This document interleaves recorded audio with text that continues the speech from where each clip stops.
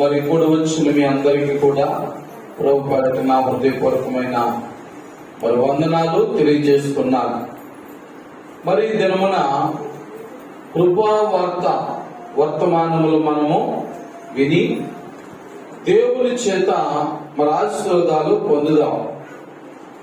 మరి సమయం విలువైన సమయం, అద్భుత కార్యములు ఆశ్చర్య కార్యముల చేత నడిపించే సమయము కనుక మరి ఈ సమయంలో జకరియా గ్రంథము చాలా చిన్న పుస్తకం. మరి జకరియా గ్రంథములో నుండి 3వ అధ్యాయం 4వ వచనాన్ని కొద్ది నిమిషాలు ధ్యానం చేసుకుందాం. జకరియా గ్రంథము 3వ అధ్యాయము 4వ వచనం. దూత దగ్గర నిలిచి ఉన్న వారిని చూసి పిలిచి ఇతని మలిన బట్టలు తీసివేయుడని ఆజ్ఞాపించి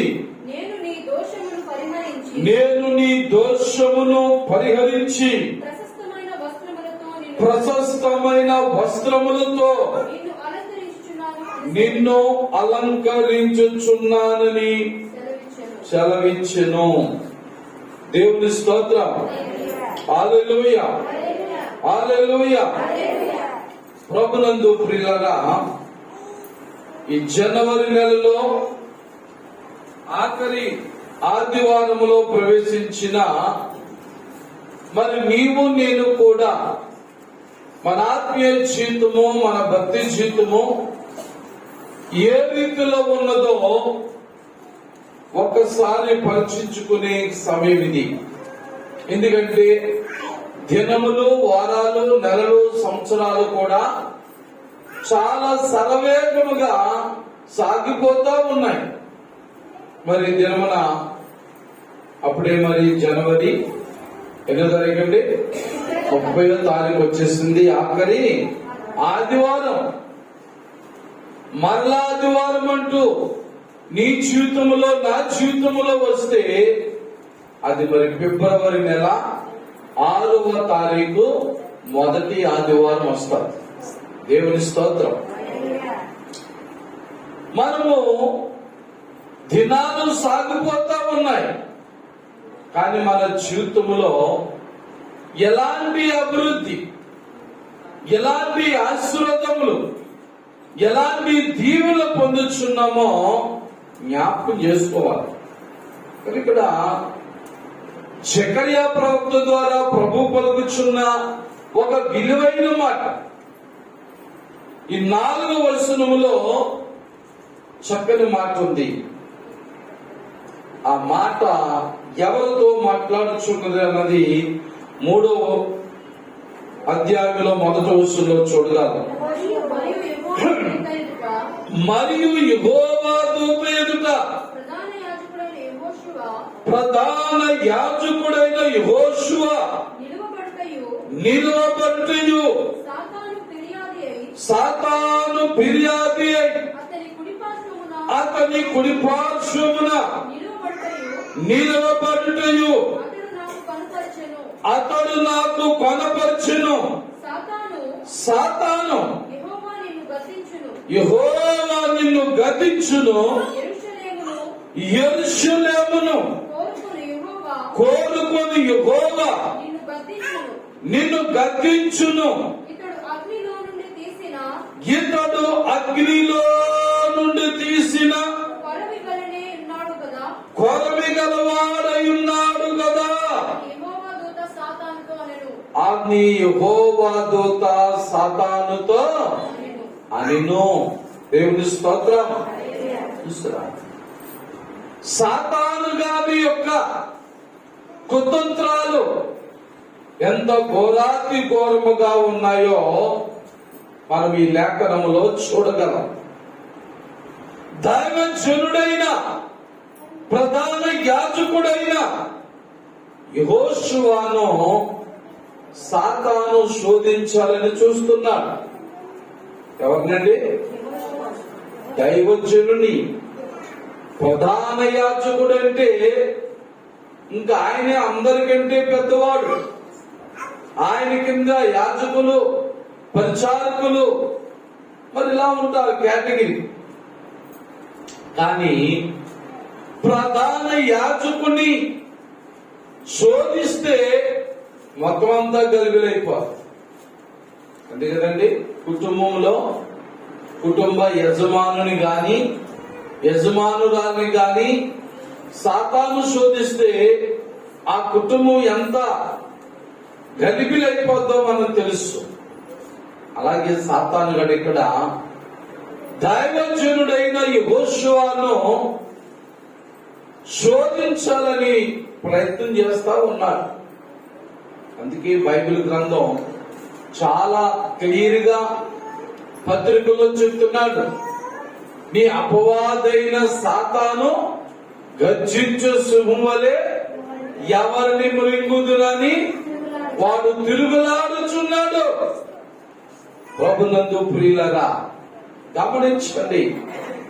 రోజులు, వారాలు, నెలలు, సంవత్సరాలు మనం కళ్ళ ముందే సాగిపోతా ఉన్నాయి. కానీ మన శోధనలు పోవడం లేదు, మన సమస్యలు పోవడం లేదు, మన కష్టములు పోవడం లేదు, మన వ్యాధులు, మన బాధలు, మన ఇబ్బందులు తొలగిపోవడం లేదు. కారణం ఏంటంటే మనము ఎదగకుండా, మనము అభివృద్ధి చెందకుండా సాతానుగాడు అడ్డుబండలు వేయాలని చూస్తున్నాడు.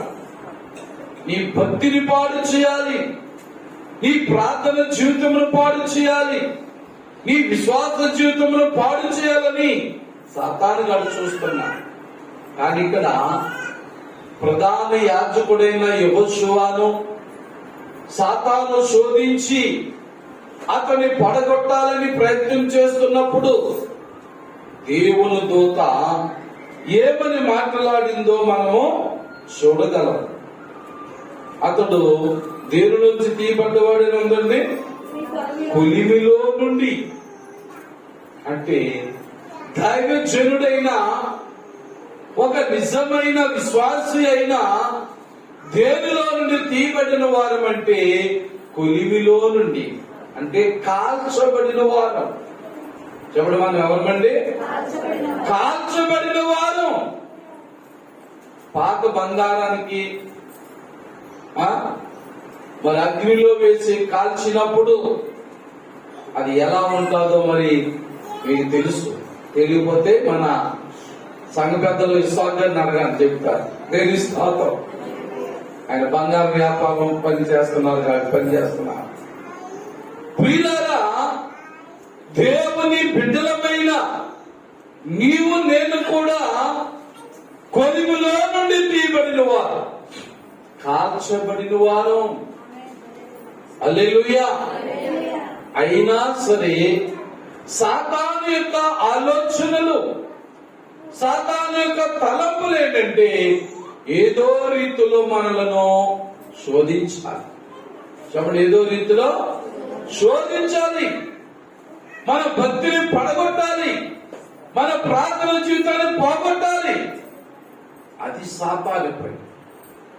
ఇలాంటి సాతాను చేస్తున్న క్రియలలో మరి 4వ వచనములో దేవుని దూత చెప్తున్న గొప్ప మాట, ఇతని మైలు బట్టలు తీసివేయడని ఆజ్ఞాపించి. దేవుని స్తోత్రం. మన విశ్వాస జీవితంలో, మన భక్తి జీవితంలో మలినమైపోయిన వస్త్రములు గలవారుగా ఉంటున్నాం. అంతేనండి. ఉదయం మనం డ్రెస్ వేసుకుంటే సాయంకాలానికి చెమట చేత దారంట నడిచినప్పుడు వచ్చే దుమ్ము ధూళి వల్ల అవి ఏమైపోతున్నాయి? మలినమైపోతున్నాయి. అలాగే మరి క్రైస్తవుని యొక్క విశ్వాస జీవితము, భక్తి జీవితము, లోకములో జీవిస్తున్న మరి నీవు నేను కూడా మన ఆత్మీయ జీవితంలో మనకు ఒక వస్త్రం ఉన్నది. యెషయా ప్రవక్త అంటాడు, ఏ వస్త్రం అండి? రక్షణ వస్త్రము. చూద్దాం ఒకసారి. యెషయా గ్రంథములో నుంచి 61వ అధ్యాయము 10వ వచనం చదువుతాం. 61:10.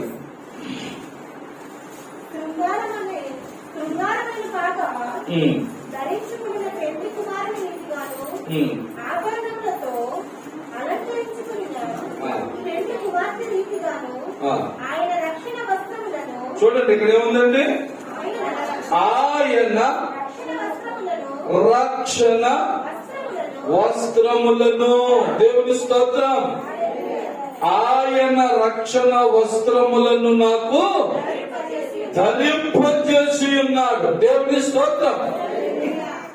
ఎవరికి ధరింపజేశాడు? నా దూత అంటుంది, ఇతడు కొలిమిలో నుండి తీయబడిన వాడు. దేనిలో నుండి అండి?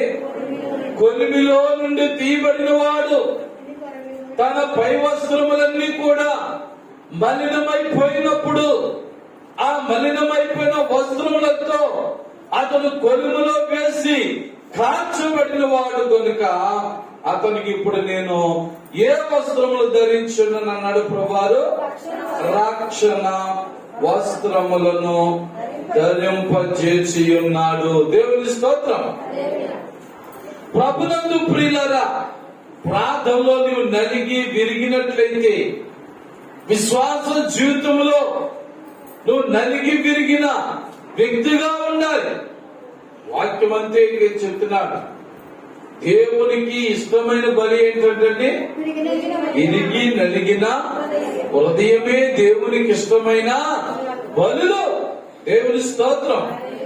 మనం అనుకుంటున్నాం ఏదో పానకిచ్చేస్తే, ఏదో దశభాగం ఇచ్చేస్తే, ఏదో కృతజ్ఞత కానుకిచ్చేస్తే, ఏదో కార్యక్రమం వచ్చినప్పుడు ఆ కార్యక్రమానికి మనం స్పాన్సర్ చేస్తే ఓ మన గొప్ప దీవులేమో అనుకుంటున్నాం. మంచిదే. దేవుని కొరకు నీవు సహాయము చేయడం, నీ రాబడిలో దశమ భాగం ఇవ్వడం, నీకు కలిగిన దానిలో నీకు దేవుడు చేసిన మేలులో కృతజ్ఞత కానుకోవడం మంచిదే. కానీ దానికంటే గొప్పది ఏమి నలగాలి? నీ హృదయం నలగాలి, విరగాలి. దేవుని స్తోత్రం. విరిగి నలిగిన హృదయం. దేవుని స్తోత్రం. ఈ విరిగి నలిగిన హృదయము దేవునిలో ఎలా ఉంటుందంటే తగ్గించుకునే ఉంటారు. దేవుని స్తోత్రం. చెప్పండి, దేవునిలో తగ్గించుకుని ఉంటారు. లోకంలో ధనవంతులమైన, బలవంతులమైన, విద్యావంతులమైన, ఉద్యోగస్తులమైన, అందసందములు గలవారైన, మేడ మిద్దులు గలవారమైన పిల్లగా ఇదిగో మనం హృదయము విరిగి నలిగిన అనుభవంలో ఉంటే తగ్గించుకునే ఉంటాం. అది తగ్గించుకుంటే ఏమైనా తప్ప? తగ్గించుకోవడం వల్ల ఏంటి? ఏమైనా లోటా? ఏది? బైబిల్ చెప్తుంది, తన్ను తాను తగ్గించుకున్నవాడు హెచ్చించబడును. దేవుని స్తోత్రం. ఒకవేళ దేవుని దగ్గర మనం తగ్గించుకున్నంత మాత్రమున, సమాజంలో మనం తగ్గించుకున్నంత మాత్రమున మనకి ఏ నష్టం రాదు, గాని మేలే కలుగుతుంది. బైబిల్ చెప్తుంది, తన్ను తాను తగ్గించుకున్నవాడు ఎప్పుడు కూడా హెచ్చించబడతాడు. ఈ 2022వ సంవత్సరంలో మరి నీవు నేను కూడా హెచ్చించబడాలి. ఆమేన్. హల్లెలూయా. ఆర్థిక విషయంలో, ఆహార విషయంలో, వస్త్ర విషయంలో, ఉద్యోగ విషయంలో, వ్యాపార విషయంలో, మనకు కట్టబోయే గృహ విషయంలో, మనం చేసే ప్రతి కార్య విషయంలో కూడా మనము హెచ్చించబడాలి. దేవుని స్తోత్రం. హెచ్చించబడాలంటే ఆయనకి ఇష్టమైన భక్తి మనము చెయ్యాలి. ఎలాగంట? కొలిమిలో నుంచి తీయబడిన వ్యక్తిగా. అంటే నువ్వు దీవించబడే ముందు, నువ్వు ఆశీర్వదించబడే ముందు, నువ్వు మేలులు పొందే ముందు కొంచెం నలుగుడి, శోధన, సమస్య వస్తారు. ఇదిగో మరి ఇక్కడ ప్రధాన యాజకుడిని సాతాను శోధించాలని చూసినప్పుడు తన పక్షముగా దేవుని దూత సాతానుతో మాట్లాడుతూ అన్నది, అతడు కొలిమిలో నుండి తీయబడిన వ్యక్తి కనుక నువ్వు అతన్ని ఏమీ చేయలేవు. హల్లెలూయా. ఆ అనుభవం మనకు కావాలి. సాతాను నిన్ను నన్ను కూడా ఒట్టినే శోధించేస్తుంది. అవునా కదండి? ఒట్టినే శోధనలో పడిపోతున్నాం, ఒట్టినే గొడవల్లో పడిపోతున్నాం, ఒట్టినే ఇబ్బందుల్లో పడిపోతున్నాం, ఒట్టినే అన్ని విషయాల్లో పడిపోతున్నాం. కానీ పిల్లగా మనము పడకుండా ఉండాలి అంటే మనకి ఏ అనుభవం కావాలంటే కొలిమిలో నుంచి తీయబడిన అనుభవం. రానివ్వండి శ్రమ, రానివ్వండి శోధన, రానివ్వండి ఇబ్బంది. ఎలాంటి ఇబ్బందులు వచ్చినా, ఎలాంటి లోటులు వచ్చినా, ఎలాంటి కష్టములు వచ్చినా ధైర్యముగా వాటిని ఎదిరించాలి. దీనితో ప్రార్థనతో ఎదిరించాలి. ఏంటండి? ప్రార్థనతో. అయ్యి బాబు ఈ శోధన ఎలా పోతుంది, ఎవరు తీసివేస్తారో అని మనం పరుగులు పెట్టడం కాదు. మనం ఎక్కడికి పరిగెట్టినా ఉంటాడు ఏసయ్య. బాబు దీని వల్ల నాకు లాభం లేదు, అక్కడికి వెళ్ళి దాక్కుందాం, ఇక్కడికి వెళ్ళి దాక్కుందాం అనుకున్నా.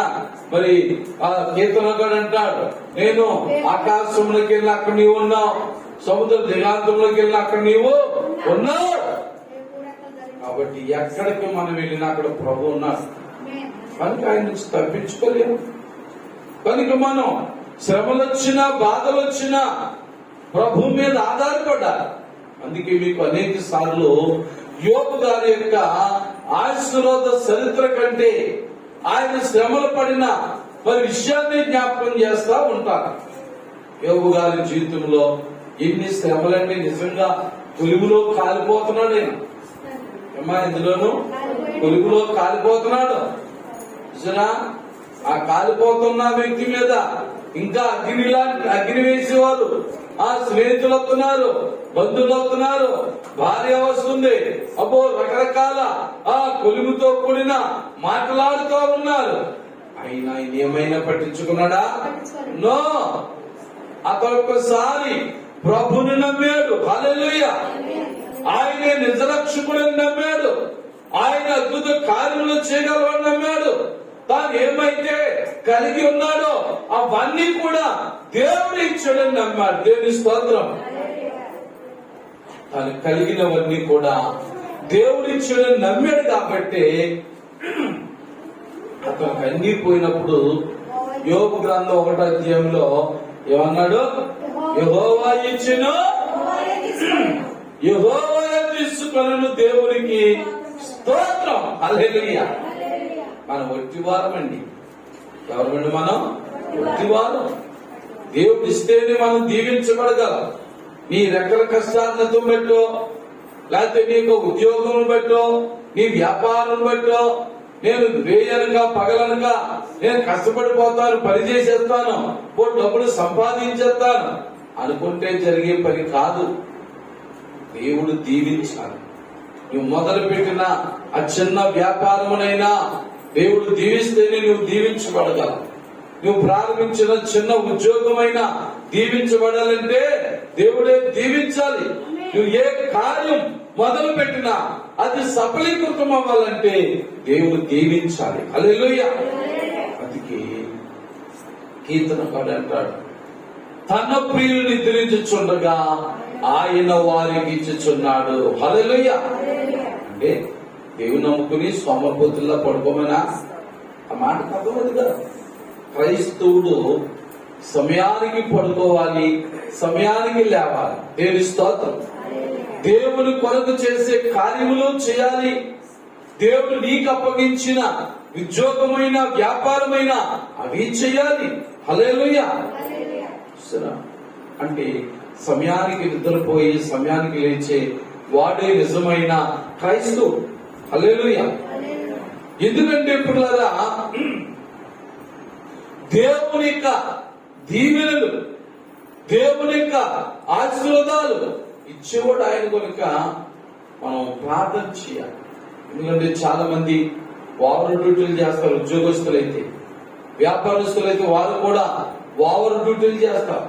ఈ రాత్రి అర్ధరాత్రి వరకు అది 3 గంటల వరకు, ఈరోజు తెల్లవారు వరకు నా పని నేను చేసుకుంటే అందరూ 10 గంటలకు వెళ్ళిపోయారు, నేను అర్ధరాత్రి వరకు ఉంటే, 3 గంటల వరకు ఉంటే, తెల్లవారు 6 గంటల వరకు ఉంటే వారి మీద 10 రూపాయలు ఎక్కువ సంపాదిస్తాను కదా అని అనుకుంటాం మనం.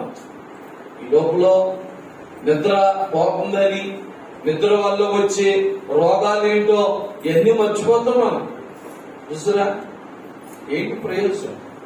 అదే సమయాన్ని నీ వ్యాపారం బాగోలేనప్పుడు, నీ ఉద్యోగం బాగోలేనప్పుడు, నీ రాబడి బాగోలేనప్పుడు ప్రభు సన్నిధిలో ప్రార్థించు. ఎవరిని అడిగినా ఎవరో నీకు ఏం చెప్పలేరు. అలాగండి ప్రార్థన చేద్దాం అంటాం, అలాగమ్మా ప్రార్థన చేద్దాం అంటారు తప్ప ఎవరు నిన్ను బాగు చేయలేరు. నీవు ఇప్పుడు ఏ మేలు పొందలేని స్థితిలో ఈ జనవరి ఆఖరి వారములో ఉన్నావంటే ఇంకా దేవుడు నిన్ను కొలుగులో పెట్టి కాలుస్తున్నాడేమో. ఆమేన్. కొలుగులో కష్టాల కొలుగులో పెట్టి నీ విశ్వాసాన్ని, నీ భక్తిని, నీ ప్రార్థన జీవితాన్ని ఆయన పరీక్షిస్తున్నాడేమో. మరి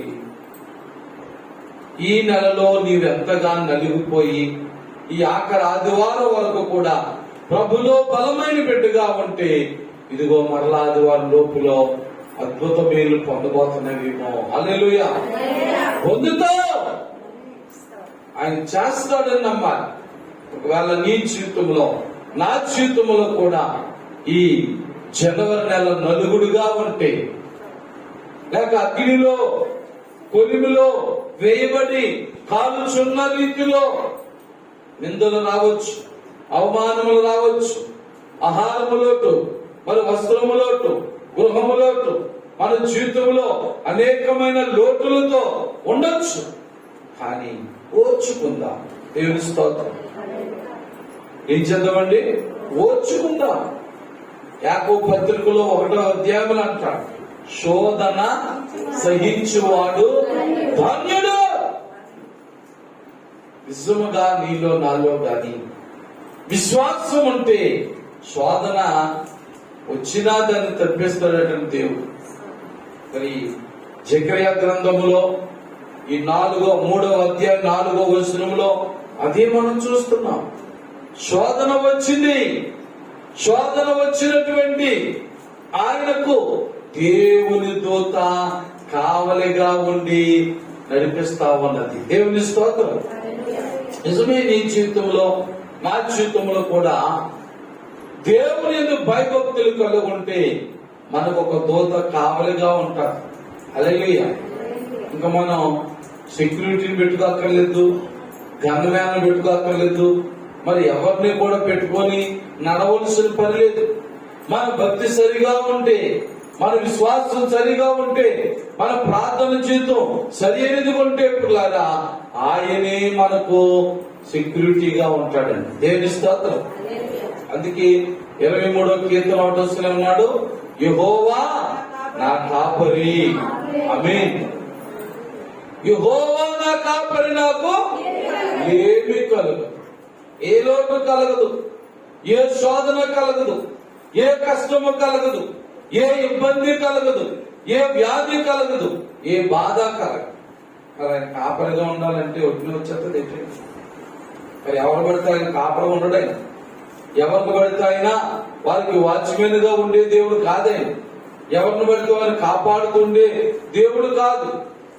ఎందుకంటే ఆయన అందరూ ఉపకారే, కానీ ఆయనకు అనుకూలమైన వారిగా మనం ఉండాలి. చూడండి, అందుకే ఇక్కడ ఈ జకర్యా గ్రంథంలో ఒక మంచి మాట చెప్తున్న దేవదూత. మరి ఏమంటుంది 4వ వచనంలో, దూత దగ్గర నిలుచున్న వారిని చూసి ఇతని మైల బట్టలు తీసివేయడని ఆజ్ఞాపించింది. హల్లెలూయా.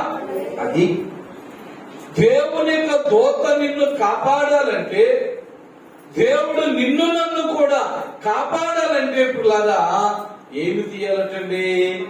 మలిన బట్టలు, మలినమైపోయిన బట్టలు. చాలా మంది విశ్వాస జీవితములు, భక్తి జీవితములు, ప్రార్థన జీవితములు ఎలా ఉన్నాయంటే మలినమైపోయాయి.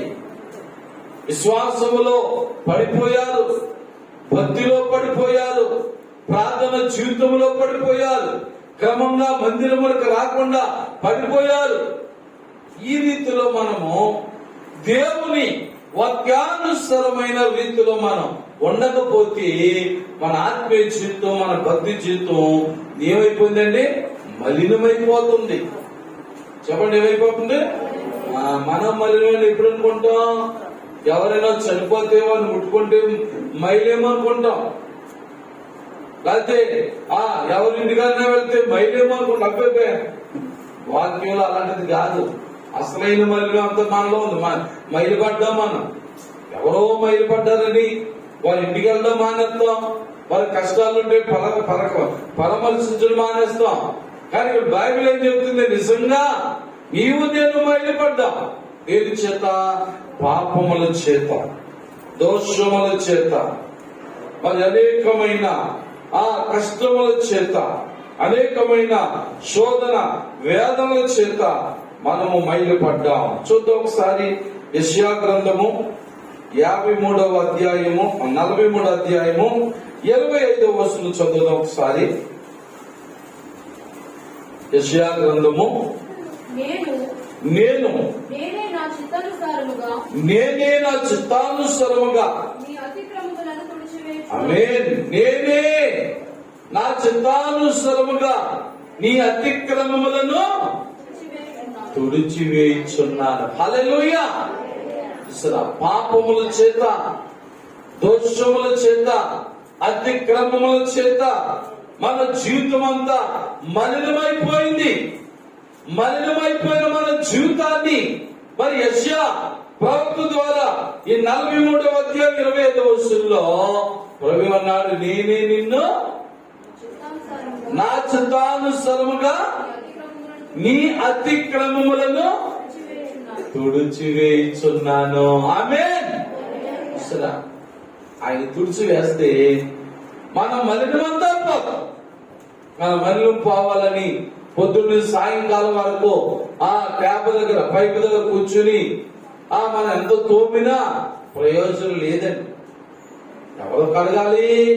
ప్రభువారు కడగాలి. దేవుని స్తోత్రం. మలినపైన మన హృదయాన్ని, మన హృదయములో ఉన్న ఆ పాపమనే మలినాన్ని దేవుని వాక్యము ద్వారా, దేవుని వాక్యమనే నీరుతో కడగాలి. హల్లెలూయా. అలాగే యెహెజ్కేలు గ్రంథము 36వ అధ్యాయము 25వ వచనం కూడా చదువుతాం. యెహెజ్కేలు గ్రంథము 36వ అధ్యాయము 25వ వచనం. మీ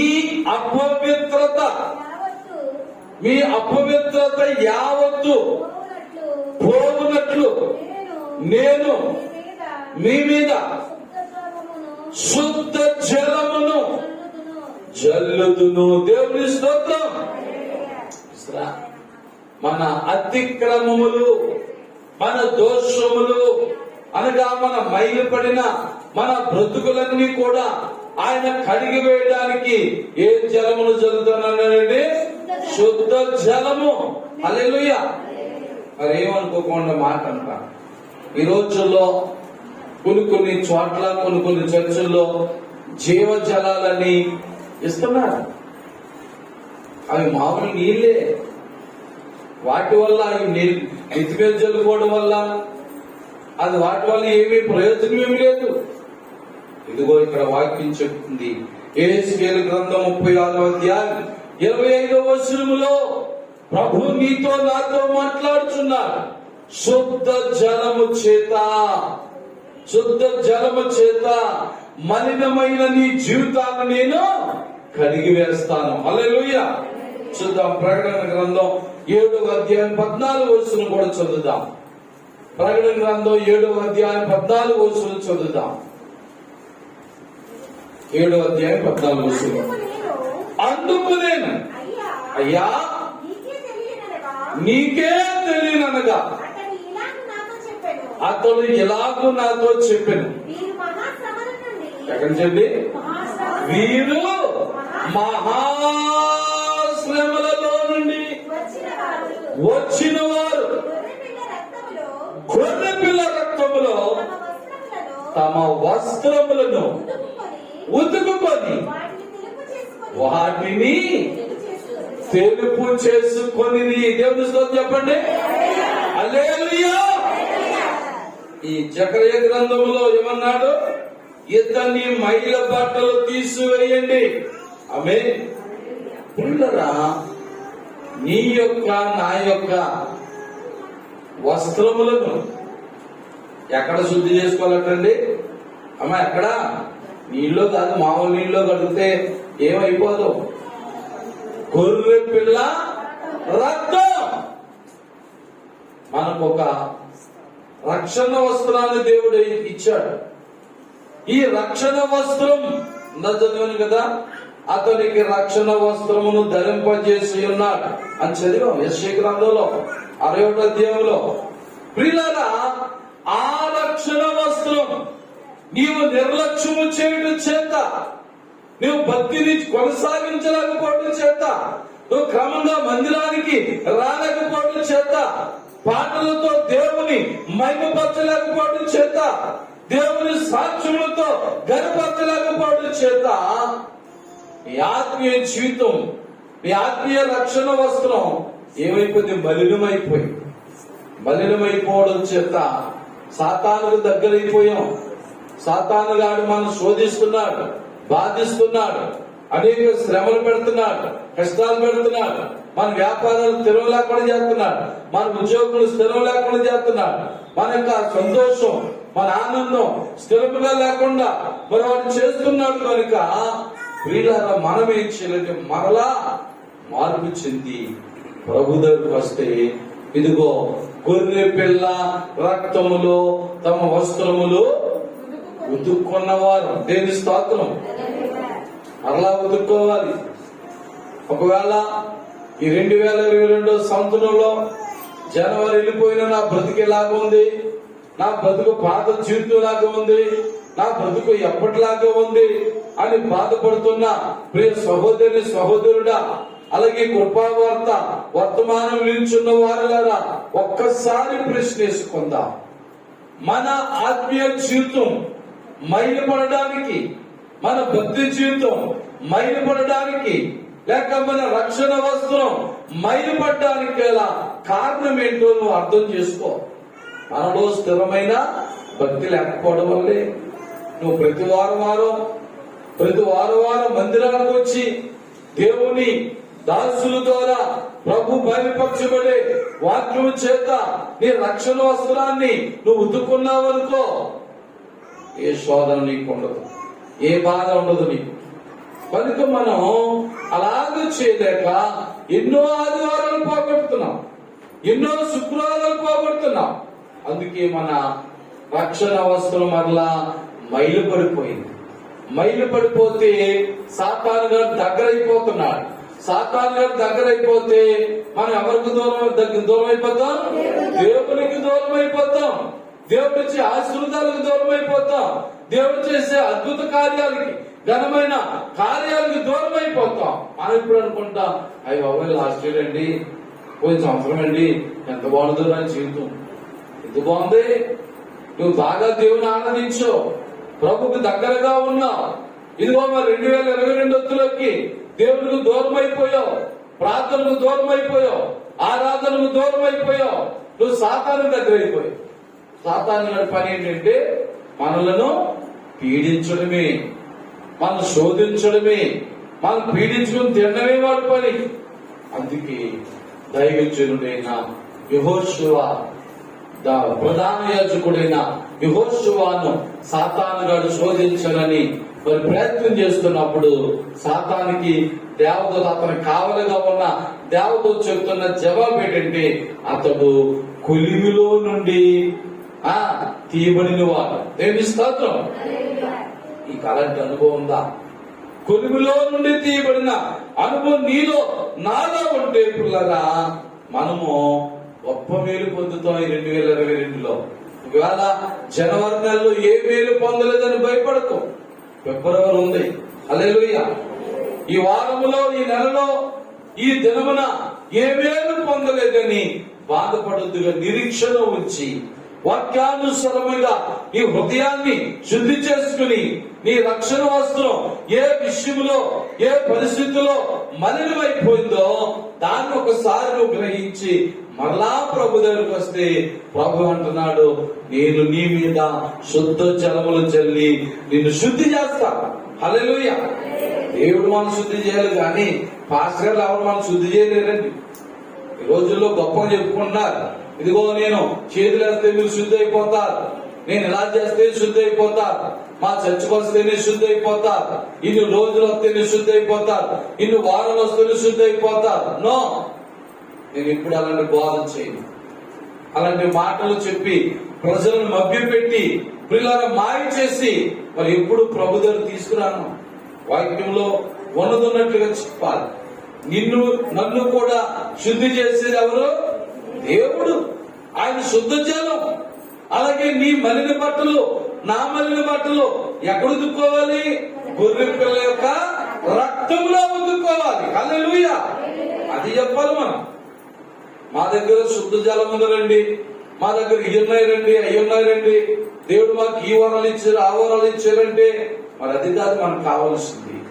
వాక్యములో ఉన్నది ఉన్నట్లుగా బోధించాలి దైవజనుడు. వాక్యములో ఉన్నది ఉన్నట్లుగా నమ్మాలి సంఘ బిడ్డలు. హల్లెలూయా. క్రైస్తవ బిడ్డలను నమ్మాలి. నమ్మితే బైబిల్ ఏం చెప్తుంది? నమ్ముట ఈ వలన అయితే నమ్మువానికి సమస్తం సాధ్యమే. హల్లెలూయా. యేసయ్యా నా మలిన వస్త్రాలు శుద్ధి చేత నమ్మితే ఇప్పుడే నీ మలిన వస్త్రాలు శుద్ధి అయిపోతాయి. దేవుని బిడ్డలు గమనించండి, ఎంత చక్కని మాటల చేత. మరి ఇక్కడ 3వ వచనంలో అంటాడు, యెహోషువ మలిన వస్త్రములు ధరించిన వాడే దూత సముఖములో నిలబడి ఉండగా. ఎక్కడ కూడా ఆయన మరి 1వ వచనంలో ఎవరిని చదివాం? యెహోషువని ప్రధాన యాజకుడు అని చదివాం. మరి ఇక్కడ ఈ 3వ వచనంలోకి వచ్చేసరికి ఇంత గొప్ప ప్రధాన యాజకుడు సైతం కూడా దేవుని దూత ఎదుట ఎలా నిలబడ్డాడటండి? మలిన వస్త్రములు ధరించుకుని నిలబడినట్లుగా మనం చదువుతున్నాం. చూద్దాం మరి యెషయా గ్రంథం 4వ అధ్యాయం 4వ వచనం ఒకసారి చదువుదాం. యెషయా గ్రంథము 4వ అధ్యాయము 4వ వచనం.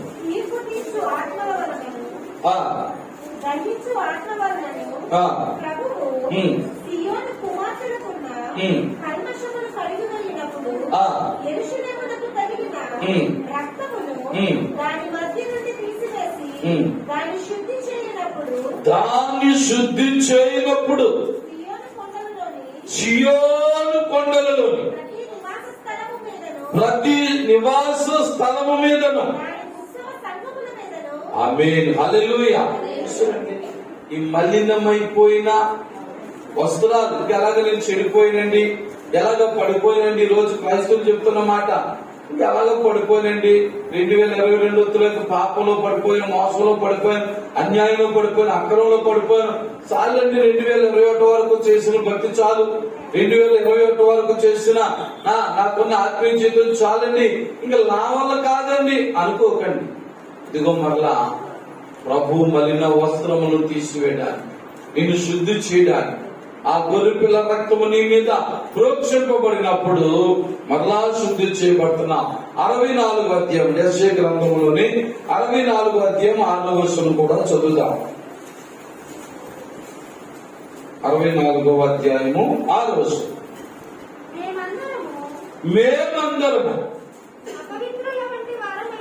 మేమందరము అపవిత్రుల వంటి వారమైతిమి, మా నీతి క్రియలన్నీ ఏమైపోయండి అమ్మా? ఏమైపోయాయి? మురికి గుడ్డ అనగా మలినమైన గుడ్డ అనగా ఒకటే కదా వస్త్రంగా, రెండు ఒకటే. మురికి గుడ్డ అన్నా మలినమైన వస్త్రం అన్నా ఒకటే. అంటే ఇప్పుడులాగా దేవుడు నీకు నాకు ఇచ్చిన ఆ రక్షణ వస్త్రాన్ని మనం జాగ్రత్తగా కాపాడుకోకపోతే, భక్తిలోను విశ్వాసములోను ప్రార్థన జీవితంలోను దాన్ని మనం కాపాడుకోకపోతే, దేవుడు మనకిచ్చిన ఆ రక్షణ వస్త్రము ఏమైపోయిందంటే ఇక్కడ మురికి గుడ్డగా మారిపోయింది. ఎలాగండి? మురికి గుడ్డగా మారిపోయింది. ఎదుగో మరి అది మరి దైవజనుడికి వర్తిస్తుంది అనగా నాకు వర్తిస్తుంది, నీకు వర్తిస్తుంది. ప్రధాన యాజకుడైన యెహోషువ దేవుని దూత ఎదుట ఎలాంటి వస్త్రాలతో నిలబడ్డానండి? మలిన వస్త్రాలు. మంచి వస్త్రాలే ధరించినప్పుడు మంచివే, కానీ అవి మలినమైపోయాయి. కనుక దేవుని బిడ్డలారా, నేను సేవకుడు కదా, నేను పరిశుద్ధుడిని అనుకోవడానికి వీల్లేదు. నేను సీనియర్ విశ్వాసిని కదా, నేను నాలో పాపం లేదనుకోవడానికి వీల్లేదు. హల్లెలూయా. అందరం మలినమవుతుంటాం. దేవుడి సేవకుడైనా, విశ్వాసైనా, క్రైస్తవుడైనా ప్రతివాడు కూడా ఏదో ఒక విషయంలో, ఏదో ఒక సందర్భంలో మలినమవుతా ఉంటాం. కానీ మరలా కడిగేసుకోవాలి. దేవుని స్తోత్రం. మన కాలికి బొద్దంటినప్పుడు ఎలాగంటిందిలే, అంటనీలే అనుకుని ఊరుకుంటామా? కాబట్టి ఊరుకుంటామా? కడిగేసుకుంటాం. దావీదు గారు పాపంలో పడ్డాడు. బాగా పడిపోయలే, ఇంక నేను లేవను, ఈ పాపమే బాగుంది, పాపంలో ఉంటాను అనుకున్నాడా? లేదు. తెలుసో తెలియకో పడ్డాడు, పాపంలో పడ్డాడు, మోసంలో పడ్డాడు, అన్యాయంలో పడ్డాడు, అక్రమంలో పడ్డాడు.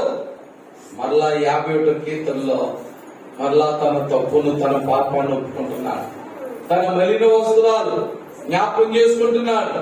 ఏ రీతిగా తన వస్త్రాలు మలినమైపోయో జ్ఞాపకం చేసుకుని కన్నీరు కార్చి ప్రార్థన చేస్తున్నాడు. ప్రభువా, పాపంలోనే పుట్టాను, పాపంలోనే నా తల్లి నన్ను గర్భమును ధరించింది కనుక నన్ను హిజ్జోపుతో కలుపు నాయన, హిమమంతా తెల్లగా చేయి నాయన. హల్లెలూయా. బాగా రంగిపోయిందిలే అని అందులో సుఖంగా ఉన్నాడా? నో. ఒకవేళ నీ జీవితంలోనైనా, నా జీవితంలోనైనా, మన విశ్వాస జీవితానికి, మన భక్తి జీవితానికి ఎలాంటి మలినం అంటుకున్నా, మన రక్షణ వస్త్రానికి మలినం అంటుకుంటే అది మలిన వస్త్రం అంటారు గాని రక్షణ వస్త్రం అనరు. అది మురికి గుడ్డ అంటారు గాని రక్షణ వస్త్రం అనరు. కనుక ఇదిగో ఈ దినమున ఈ వాక్యముల ద్వారా నీవు ఈ ఒక్క నెల గతించిపోతున్నా నీకు శాంతి సమాధానం లేక, సంతోషానందం లేక, వ్యాపారులు అభివృద్ధి లేక, ఉద్యోగంలో అభివృద్ధి లేక బాధపడుచున్న ప్రతి వారు కూడా ఒక్కసారి మిమ్మల్ని మీరు పరీక్షించుకోండి. ఒకసారి మరొక వాక్యం కూడా చూద్దాం. యోధా పత్రికలో, కొత్త నిబంధనలో యోధా పత్రికలో 23వ వచనం చదువుతాం. మరి యోధా పత్రికలు ఎన్ని అధ్యాయాలు ఉంటాయి చెప్పండి అమ్మా? ఒక అమ్మ చెప్తుంది చూడండి, ఒకే అధ్యాయం యోధా పత్రిక, అందుకే వచనం 23 అన్నా. చూడండి, చదువుతండి.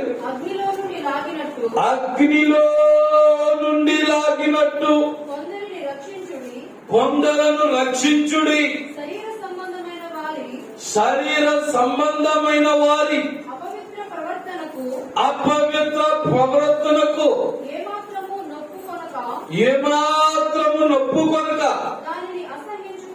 దానిని అసహించుకొనుచు భయముతో కొందరిని కరుణించుడి. దేవుని స్తోత్రం. ఇంకో మాట యోధా గారు చెప్తున్నారు, వ్యక్తిగతంగా నువ్వు పడిపోతే మరలా నువ్వు దావీదు గారి వలె పాపాలు ఒప్పేసుకుని మరలా పరిశుద్ధమైన వస్త్రాలు లేక ప్రశస్తమైన వస్త్రాలు ధరించేసుకో అని చెప్పడం లేదు. గాని మనము రక్షించబడి మనము పరిశుద్ధులుగా ఉండడం నేర్చుకున్న తర్వాత మనలాగే చాలా మంది లోకంలో పడిపోయిన వారు ఉన్నారు. ఎలాగంటే నిధిలోనండి అగ్ని కొలుములోంచి మనం ఎలాగైతే వచ్చామో అలాగే మన ప్రియ బంధువులు, ప్రియ స్నేహితులు, ప్రియ కుటుంబీకులు కూడా వారు కూడా అగ్నిలో పడి మారిపోతున్నారు, శ్రమలలో పడి మారిపోతున్నారు, కష్టంలో పడి మారిపోతున్నారు, శోధనలో పడి మారిపోతున్నారు, పాపంలో పడి మారిపోతున్నారు. అలాంటి వారిని కూడా మనం బయటికి లాగాలి. దేవుడి స్తోత్రం. అలాంటి వారిని కూడా మనం బయటికి లాగాలి. ఎప్పుడు మనం లాగలమంటే మనము ప్రశస్తమైన వస్తువులు ధరించినప్పుడు. చూడు జకర్యా 3:4 మధ్యలో ఉంది కదా, ప్రశస్తమైన వస్త్రములతో నిన్ను అలంకరించుచున్నాను అని చదివించాను. దేవుని స్తోత్రం. సమయం అయిపోతుంది. మరి ఈ వస్త్రం గురించి కూడా నేను మాట చెప్పి ముగించేస్తా. మలిన వస్త్రం పోతే ఏ వస్త్రం వస్తుందో చెప్పండి? ప్రశస్తమైన వస్త్రం. దేవుని స్తోత్రం. మరి నీవు నేను కూడా ఈ నెలాఖరులో ఉన్న మనము, ఈ ఆఖరి ఆదివారంలో ఉన్న నీవు నేను కూడా ఏ వస్త్రం తొలగించుకోవాలి? మలిన వస్త్రం తొలగించేసుకోవాలి. ఒకవేళ ఇంకా ఆ 2021లో నీలో నాలో ఉన్న మలిన వస్త్రాలు ఆ 30% పోవాలి. ఒకవేళ పోకుండా ఇంకా ఈ జనవరి 30వ తారీఖు వరకు కూడా, ఈ నెలాఖరు ఆదివారం వరకు కూడా ఒకవేళ మనం శోధిస్తా ఉంటే, బాధిస్తా ఉంటే, పిల్లరా ఇప్పుడైనా మనము దాన్ని తొలగించేసుకోవాలి. హల్లెలూయా. ఇప్పుడైనా మనం దాన్ని తొలగించేసుకోవాలి. తొలగించేసుకుంటే ఏ వస్త్రం అంటే? ప్రశస్త వస్త్రం. ఎలా వస్త్రం అంటున్నాడు? మరలా చదివితే, ఇతని మైల బట్టలు తీసివేయడానికి ఆజ్ఞాపించి నేను నీ దోషములను పరిహరించి. దేవుని స్తోత్రం. ఏం చేయాలి మనం? మలిన బట్టలు తీసేలా, మలినమైన వస్త్రాలు తొలగించేసుకోవాలి. తొలగించుకుంటే దేవుడు మరి ఎప్పుడు పోతున్నాడు? దేవుడు మన దోషాలను అతిక్రమాలు తొలగించినప్పుడే ఆ యొక్క మలిన వస్త్రాలు పోతాయి.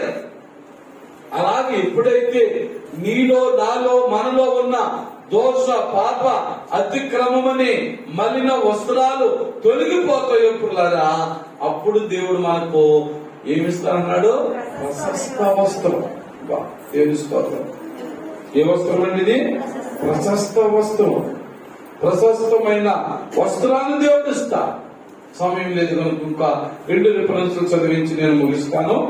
లూకా సువార్త 15వ అధ్యాయము మనకు తెలిసిందే. 15వ అధ్యాయం 22వ వచనం చదువుతాం. లూకా సువార్త.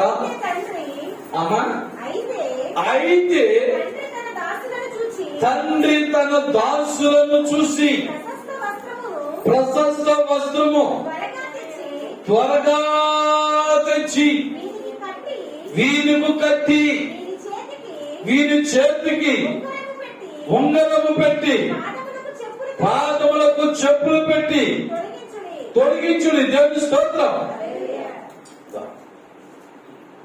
ఈ చరిత్ర మనకు తెలిసిందే. తప్పిపోయిన కుమారుడు మరి ఉపమానం. మరి నీవు నేను కూడా ఈ 2022లో తప్పిపోయిన కుమారులా ఇంకా ఉంటే, ఏ కుమారులు అండి? తప్పిపోయిన కుమారుడు వల్ల ఇంకా ఉంటే, ఆ తప్పిపోయిన కుమారుడు కొంతకాలం లోకంలో సంతోషించాడు, లోకంలో ఆనందించాడు. కానీ ఆ లోక ఆనందం, లోక సంతోషం శాశ్వతమైనది కొంతకాలమే. చూసారా? అశాశ్వతమైన ఆనందము, సంతోషం, నేత్రాస, శరీరాస, జీవపడంబాల కోసం మనం దేవుల్లో ఆత్మీయంగా ఉండకుండా లోకంలో పడిపోతాం. అది కొంతకాలమే. మీరింటికి వెళ్ళాక ఆ 15వ అధ్యాయం చదివితే ఆ తప్పిపోయిన కుమారుడు చరిత్ర మీరు అక్కడ స్పష్టంగా చూడగలరు. అతను వెళ్ళిపోయినప్పుడు లోకం చాలా రుచిగా ఉంది, లోకం చాలా ఆనందంగా ఉంది, లోకం చాలా సంతోషంగా ఉంది. ఫ్రెండ్స్ అందరూ కూడా డబ్బులు వచ్చేపు బాగా మెచ్చుకున్నారు. అన్నయ్య బదులు అందరూ చూసి వెళ్ళిపోయారు. ఆడు బ్రతికేమైపోయింది అంటే బికారు కూడా అయిపోయాడు.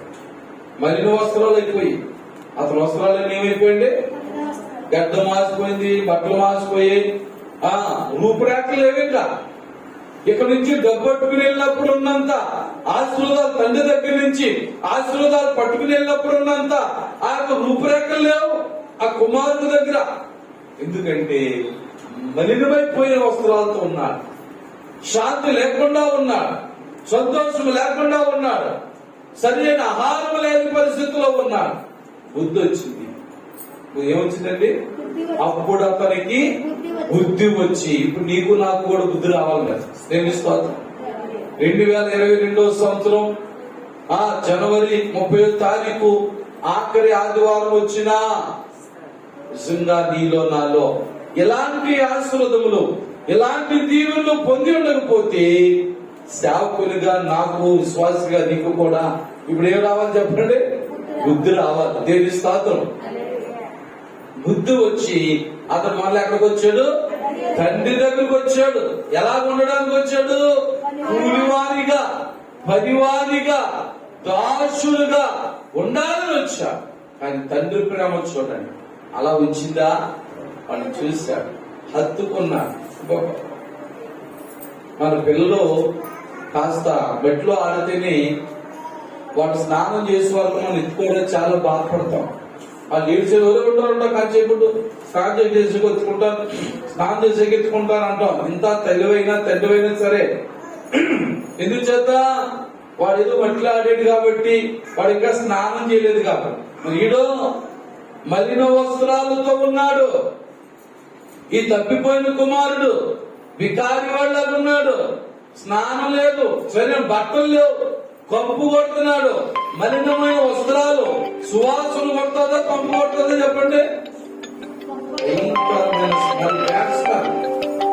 అలాంటి వ్యక్తిని కూడా చూడకుండా తండ్రి ప్రేమ ఏం చేసిందంటే పిల్లరా అతన్ని ఎత్తుకుంది, హత్తుకుంది. దేవుని స్తోత్రం. హత్తుకుని అన్నాడు, వీని మీద ఉన్న మలిన వస్త్రాలు తీసివేసి త్వరగా ఎలాగంటండి నుంచి మనం పైలేదు కానీ చాలా విషయాలు జ్ఞాపకం వస్తున్నాయి. చూడండి, ప్రశస్త వస్త్రం మంచిదే, దాన్ని ఎలాగన్నాడు? మళ్ళా త్వరగా కట్టమన్నాడు. ఎందుకంటే సమయం చాలా విలువైంది. ఈ వాక్యం చెప్తుంది దినములు చెడ్డది. ఎప్పుడేం జరుగుతుందో, ఎప్పుడు ప్రభు రాకడ వస్తుందో, ఎప్పుడు ఏ శోధన వస్తుందో, ఎప్పుడే రోగం వస్తుందో, ఎప్పుడు ఎవరికే మరణం వస్తుందో తెలియదు కనుక ఈ రక్షణ వస్త్రం లేక ఈ ప్రశస్తమైన వస్త్రాన్ని మనం ఆలస్యం చేయకుండా త్వరగా ధరించాలి. దేవుని స్తోత్రం. అతనికి త్వరగా తెచ్చి త్వరగా తెమ్మంటున్నాడు. మనం అనుకుంటున్నాం ఈ ఆదివారం అయితే వచ్చే ఆదివారం చర్చికి వెళ్దామని అనుకుంటున్నాం, ఈ నెల అయితే వచ్చే నెల వెళ్దామని అనుకుంటున్నాం, ఈ శుక్రవారం అయితే వచ్చే శుక్రవారం వెళ్దామని అనుకుంటున్నాం. ఎంత తప్పు చేస్తున్నాం మనం? రేపు అనేది మంద కాదు, మరొక క్షణం అనేది మంద కాదు. తండ్రి అంటున్నాడు త్వరగా తెచ్చి ప్రశస్త వస్త్రము త్వరగా తెచ్చి ధరింపచేయండి. దేవుని స్తోత్రం. దేవుని బిడ్డ ఒకవేళ ఎంతవరకు కూడా మలిన వస్త్రములతో ఉండి ప్రశస్తమైన వస్త్రము దేవుడిచ్చే రక్షణ వస్త్రమును ధరించలేని స్థితిలో ఈ మాటలు వినిచున్నా నీవు గాని, మరి ఈ మాటలు వినిచున్నా, మరి కృపావర్త వర్తమానం వినిచున్నా ఎవరైనా సరే పిల్లరా, ఇదిగో సమయం చాలా సంకుచితంగా ఉంది. ప్రభు త్వరగా రాబోచున్నాడు. చెబడి ప్రభు త్వరగా రాబోచున్నాడు. ఆయన వచ్చేసరికి నీవు నేను కూడా మలిన వస్త్రాలతో ఉంటే ఆయన చేర్చుకుంటాడా? ప్రశస్తమైన వస్త్రములు ధరించుకోవాలి. ప్రశస్తమైన వస్త్రములు ధరించుకుని సమయం ఇచ్చాడు. చాలా మంది అంటున్నారు ప్రభు రాకడ మా చిన్నప్పటి నుంచి అంటున్నారు, ఇదిగో ఇన్ని సంవత్సరాలు అయిపోయాయి, మా తాతల నాడు అన్నారు, మా తండ్రి నాడు అన్నారు, మా టైంలో కూడా అన్నారు, మా వయసు అయిపోయింది, మా పిల్లలప్పుడు ఎదిగారు, ప్రభు రాకలేదు ఏంటని చాలా మంది హేళనగా మాట్లాడుతున్నారు. బైబిల్ చెప్తుంది అంతటా అందరూ మారు మనసు పొందాలనే ఉద్దేశంతో ప్రభు యొక్క రాకడ ఆలస్యము చేస్తున్నాడు. హల్లెలూయా. ఒకవేళ ఆయన వచ్చేస్తే ఇంకా చాలా మంది లోకములో ఏ వస్త్రములతో ఉన్నారు చెప్పండి? మలిన వస్త్రాలతో ఉన్నారు. వాళ్ళ సంగతి ఏంటి? నువ్వు నేనేం చేసుకున్నాం ప్రశస్త వస్త్రాలు, నువ్వు నేను ధరించేసాం రక్షణ వస్త్రాలు. లోకంలో చాలా మంది ఉన్నారు. వారి సంగతి ఏంటి? తప్పిపోయిన కుమారులు లాంటి వారు చాలా మంది ఉన్నారు. ప్రభు దీవెన పొంది, ప్రభు ఆశీర్వాదాలు పొంది చాలా మంది తప్పిపోయారు. అలాగే మన సంఘంలో కూడా చాలా మంది ఎన్నో మేలు పొంది, ఎన్నో ఆశీర్వాదాలు పొంది, స్వస్థతలు పొంది దేవునికి దూరం అయిపోయారు. వాళ్ళందరూ రావద్దా మరలా? హల్లెలూయా. వారందరూ రావాలి. తప్పిపోయిన కుమారుడు ఎలాగైతే తిరిగి వచ్చాడో ప్రభు దగ్గరికి రావాలి, తిరిగి మన సంఘానికి రావాలి. దేవుని స్తోత్రం, హల్లెలూయా. అందుకే ప్రభు ఆలస్యం చేస్తున్నారు. అందుకే ఇక్కడికో మలినముతో ఉన్న ఆ తప్పిపోయిన కుమారుని మలిన వస్త్రములు తీసివేసి త్వరగా ప్రశస్త వస్త్రములు ధరించమన్నారు. దేవుని స్తోత్రం. ఇంకా ఉంగరం గురించి కొన్ని మాటలు ఉన్నాయి, ఇంకా పాదరక్షలు ఏమన్నాడు కదా, దాని గురించి గొప్ప వర్తమానం ఉంది, కానీ టైం లేదు. కనుక ఈ ప్రశస్తమైన వస్త్రం వేసుకున్న ప్రతి ఒక్కరికి కూడా మరి ఏ శోధన ఉండదు, ఏ సమస్య ఉండదు, ఏ కష్టము ఉండదు. వారు ఎక్కడ మరి నిలబడగలరో మరి మన జకరియా 3వ అధ్యాయం 5వ వచనంలోకి వచ్చేద్దామండి.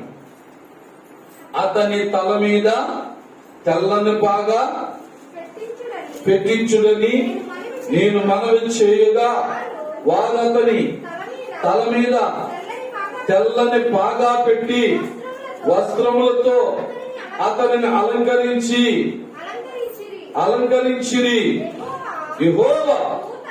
యెహోవా దూత దగ్గర నిలుచుండెను. దేవుని స్తోత్రం, హల్లెలూయా.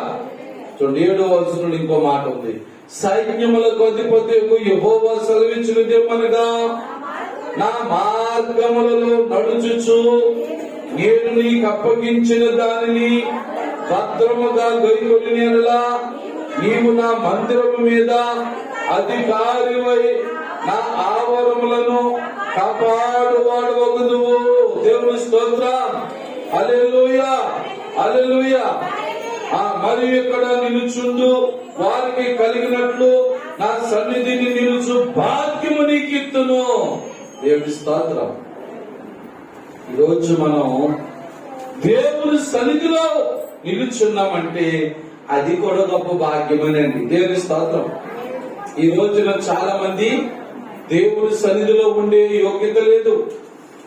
ప్రాణాలు పోయిన వారు ఉన్నారు, మరణమైపోయిన వారు ఉన్నారు, లేదా హాస్పిటల్ గురైపోయిన వారు ఉన్నారు. ఎన్నో కష్టంలో చేత అమ్మయ్య బావి అంట ఇళ్లలో మంచాల మీద మరి మూలుగుతున్న వారు ఉన్నారు. కానీ నీ భాగ్యం నా భాగ్యం ఏంటంటే దేవుని సన్నిధిలో నిల్చుండే భాగ్యం వారికి ఇచ్చాడు. దేవుని స్తోత్రం. ఆశీర్వాదాలు అయ్యవుతాయండి, ఆశీర్వాదాలు. ఒకవేళ ఆదివారం వెళ్ళాను, నాకు డబ్బులు కలగలేదు, నా వ్యాపారం అభివృద్ధి అవ్వలేదు, నా ఉద్యోగం అభివృద్ధి అవ్వలేదు అనుకోకండి. దేవుని సన్నిధిలో మనము నిలుచుండడమే గొప్ప భాగ్యం. దేవుని స్తోత్రం. ఎందుకో తెలుసా, మొదటైన రాజ్యమును నీతిని వెతకండి, అప్పుడు అవన్నీ మీకు అనుగ్రహించబడును. ఏమని నీకేం కావాలనుకున్నావో, నీ వ్యాపారం అభివృద్ధి చెందాలనుకున్నావా, నీ ఉద్యోగం అభివృద్ధి చెందాలనుకున్నావా, నీ బిడ్డలు, నీ కుటుంబం, నీ కలిగిన యావత్తు ఎలాగా అభివృద్ధి చెందాలనుకున్నావా, అన్ని అభివృద్ధి అవుతాయి. కానీ మొదట ఆయన సన్నిధిలో నిలబడే భాగ్యం ఎదుర్కో, ఆయన సన్నిధిలో నిలబడే యోగ్యత కావాలి. ఇదిగో ఆ యోగ్యత కావాలంటే 5, 6 వచనాల్లో పుల్లారా ఎన్నున్నాయో అన్ని వివరించినట్టు టైం లేదు. అవన్నీ కూడా ధరించుకోవాలి. మనం అవన్నీ కూడా ధరించుకోవాలంటే దేవుడిలో నమ్మకమైన బిడ్డగా, దేవుడిలో స్థిరమైన బిడ్డగా, దేవుడిలో బలమైన బిడ్డగా మరి నీవు నేను కూడా ఉన్నప్పుడే ఇలాంటి గొప్ప కార్యాలు, అద్భుత కార్యాలు జరిగిపోయి నీ మలిన వస్త్రాలు, నా మలిన వస్త్రాలు తొలగిపోయి మరి ప్రశస్తమైన వస్త్రాలు మన మీద ధరింపచేస్తారు. ఆఖరిగా ప్రకటన గ్రంథం 19వ అధ్యాయము 8వ వచనం చదువుతాం. ప్రకటన గ్రంథం 19వ అధ్యాయం 8వ వచనం. మరియు ఆమె ధరించుకొనుటకు ఆ ప్రకాశములను నిర్మలమైన సన్నపు నారబట్టలను ఆమెకి ఇవ్వబడు. అవి చూడండి అవి పరిశుద్ధుల, చూడండి అవి ఏంటంటే పరిశుద్ధుల నీతి క్రియలు. ఏదో బట్టల గురించి చెప్తున్నాను, బట్టలు అనుకోకండి. అయ్యి బాబు నేను పట్టు చీర కట్టుకుని వచ్చేస్తానండి, పట్టు బట్టలు కట్టుకుని వచ్చేస్తానండి, అది కాదు. అవి ఏంటంటే పరిశుద్ధ క్రియలు, పరిశుద్ధ నీతి క్రియలు. అందుకే మత్తయి సువార్తలు అంటాడు, మీరు మారు మనసుకు తగిన ఫలములు మీరు ఫలించండి. క్రియలు కావాలి. దేవుని స్తోత్రం. చూసారా, క్రియలే మన వస్త్రాలు. నీతి క్రియలు, ప్రశస్తమైన, పవిత్రమైన, విలువైన నీతి క్రియలే వస్త్రాలుగా ధరించుకోమంటున్నారు. దేవుని స్తోత్రం. కనుక దేవుని బిడ్డలారా, ఇలాంటి అద్భుతమైన ఆశ్చర్యమైన మాటలు విన్న నీవు నిజంగా వాక్యంలో నిలబడితే, నిజంగా భక్తిలో నిలబడితే, నిజంగా దేవుని సందులో నిలబడే బిడ్డగా ఉంటే ఆయన నీ బ్రతుకు మార్చేస్తాడు. కొత్త బ్రతుకు మారాలండి. నీ క్రియలు మారాలి, నీ బ్రతుకు మారాలి. నీ బ్రతుకు మారకుండా, నీ క్రియలు మారకుండా, నీ ప్రవర్తన మారకుండా, నీ ఆలోచన మారకుండా నువ్వింకా లోకాశలోనే, లోకంలోనే, పాపంలోనే, తాగుల్లోనే, తిరుగుల్లోనే, జూదాల్లోనే మనముంటూ ఏదో నామకహాగా ఆదివారం మందిరానికి వచ్చి ఏదో దేవుణ్ణి ఆరాధిస్తున్నాం, ప్రార్థిస్తున్నామంటే కార్యాలు జరగవు. ఇక్కడ ఆఖరిగా అన్నాడు, నా సన్నిధిని నిలుచు భాగ్యము నీకు ఇస్తున్నాడు. దేని స్తోత్రం. దేవుని సన్నిధిలో నిలబడే ఆ భాగ్యం కావాలి. మరి యోధ గారు నిలబడగలిగాడా? అతనిలో పాపం ఉంది, పాపాలోచనలు ఉన్నాయి, పాప తలంపులు ఉన్నాయి. కాబట్టి మరి యోధ గారు ఆ పస్క మరి భోజనం చేస్తున్నప్పుడు ఆ గిచ్చిమని తోటకు యేసు ప్రభు తన 12 మంది శిష్యులతో వెళ్లే ముందుగా పస్కా భోజనం చేసుకున్నప్పుడు 11 మంది కూడా భుజించారు గాని, అందరూ కూడా ప్రభుతో హ్యాపీగా కూర్చున్నారు గాని, 12వ వాడైన ఇస్కరియోతు యోధ కూర్చోగలిగాడా? నిలబడగలిగాడా? నిలబడే యోగ్యత, నీ రాకడలు నిలబడే యోగ్యత, ధన్యత నాకు మాకు దయచేయమని యేసుక్రీస్తు పరిశుద్ధ నామములో ప్రార్థించి వేడుకొనుచున్నాము తండ్రి. ఆమేన్. ఇంతవరకు ఈ చక్కని మాటలు కృపావార్త వర్తమానం విన్నా మీ అందరికీ వందనాలండి. God bless you. God bless you all.